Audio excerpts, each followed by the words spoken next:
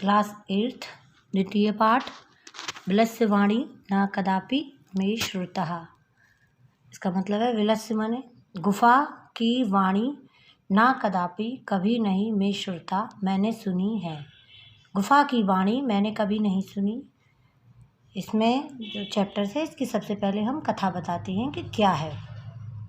किसी वन में खरनखर नाम का एक शेर रहता था। एक बार वह भूख से यहाँ वहाँ घूम रहा था। उसे कहीं कुछ प्राप्त नहीं हुआ। शाम के समय उसे एक गुफा दिखाई दी तो उसने सोचा जरूर इस गुफा में कोई ना कोई जीव आता होगा, जीव जंतु कोई आता होगा, कोई जानवर। इसलिए वह उस गुफा के अंदर चला गया और छुपकर बैठ गया। थोड़ी देर बाद उस गुफा का स्वामी दधीपुच्छ नाम का एक सियार गीदड़ वहाँ आया। जब उसने देखा कि उसकी गुफा के बाहर से सिंह के निशान जाते हुए दिखाई दे रहे थे, जो गुफा के अंदर जा रहे थे लेकिन बाहर नहीं आ रहे थे शेर के निशान, उसने सोचा कि ज़रूर मेरी गुफा के अंदर शेर बैठा हुआ होगा। तो वह गुफा से दूर पहुंचकर ज़ोर ज़ोर से चिल्लाने लगा, अरे गुफा, अरे गुफा, जब भी मैंने तुम्हारे साथ एक शर्त रखी थी कि जब भी मैं इस गुफा से बाहर जाकर जब वापस शाम को लौट कर आऊँगा तो तुम मेरा आह्वान करोगी, अर्थात तुम मुझे बुलाओगी। लेकिन आज तुम मुझे नहीं बुला रही हो और मैंने ये कहा था अगर तुम मुझे आवाज़ नहीं दोगी तो मैं दूसरी गुफा में चला जाऊँगा। शेर जो अंदर बैठा था वह सोचने लगा अगर यदि मैंने इसे आवाज़ नहीं दी तो ये वापस चला जाएगा दूसरी गुफा में, इसलिए शेर ज़ोर ज़ोर से चिल्लाने लगा। जब ये शेर की आवाज़ सियार ने सुनी तो वह समझ गया कि मेरी गुफा में शेर है, इसलिए वह वहाँ से भाग गया और कहने लगा, जाते जाते कहने लगा कि मुझे इस वन में रहते हुए बुढ़ापा आ गया, लेकिन मैंने कभी भी बिल की वाणी अर्थात गुफा की वाणी को मैंने कभी नहीं सुना है। इस कहानी में ये बताया कि जो आने वाली आपदा या संकट का उपाय करता है वह संसार में शोभा पाता है, और जो आने वाले संकट का उपाय नहीं करता है वह हमेशा दुखी रहता है। बच्चों, हमने आपको इसकी कथा सुना दी। अब हम चैप्टर रीड करेंगे और इसका अनुवाद बताएंगे।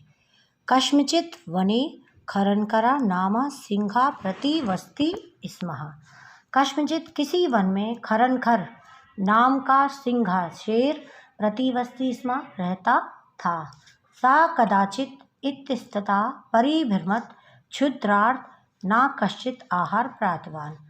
सह कदाचित् किसी समय, इतस्ततः यहाँ वहाँ, परिभ्रमण भटकते हुए, किसी समय वह यहाँ वहाँ भटक रहा था। क्षुद्रार्थ ना किंचित अपि, भूख से ना किंचित अपि, वह भूख से व्याकुल, ना किंचित अपि आहार प्राप्तवान, उसे कुछ भी आहार प्राप्त नहीं हुआ। भूख से भटक रहा, कोई भी भोजन उसे प्राप्त नहीं हुआ। अतः सूर्यास्त समय, शाम होने के बाद, एका महती गुफा दृष्ट्वा, एक बड़ी गुफा को देखकर, सा आचिंत्यत, उसने सोचा, नूनम एतस्या गुहाया रात्रो, नूनम माने जरूर, एतस्या गुहाया, इस गुफा में रात को कोऽपि कोई जीव आगच्छति माने आता होगा। अतः अत्रैव निर्गुणो भूत्वा, इसलिए यहीं निर्गुणो भूत्वा माने होता छिपकर, तिष्ठामि इति, यहीं छिपकर मैं बैठ जाता हूँ।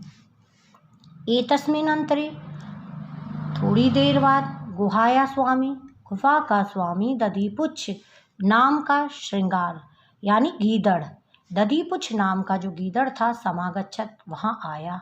सा चा यावत, और उसने यावत पश्यति, उसने देखा, उसने यावत पश्यति, यावत उसने यह देखा, तावत सिंह पद पद्धति की जाते हुए, सिंह पद्धति शेर के जाते हुए निशान को गुफाया प्रविष्टा, गुफा में प्रवेश करते हुए दृश्यते दिखाई दे रहे थे। उसने यह देखा कि तावत सिंह पद्धति के शेर के पैरों के जो निशान थे वो गुफा में प्रविष्टा दृश्य थे, जाते हुए दिखाई दे रहे थे, नाचा बहिरागता, और बाहर आते हुए नहीं दिख रहे थे। श्रृंगाला आचिंत्यत, सियार सोचने लगा।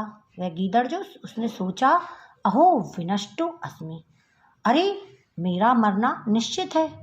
नूनम अस्मिन, जरूर अस्मिन, इस विल में, इस गुफा में, सिंहा अस्तिति, शेर अस्तिति तक तर्क्यामी। वह मन में सोचने लगा कि जरूर अस्तिति तर्क्यामी, इसमें शेर होगा। तत् किम करवाणी, अब मुझे क्या करना चाहिए, वह ऐसा मन में सोचने लगा। एव चिंत्यत, ऐसा विचार करके, दूरस्थ रवः कर्त आरब्धवाम, दूर खड़े होकर उसने रवम मने आवाज, कर्त मर्धाम मने लगाई। दूरस्थ दूर पहुंचकर, रवम मने आवाज, कर्तार्धम मने उसने लगाई। बच्चों आगे का ये चैप्टर्स हम नेक्स्ट वीडियो में बताएंगे।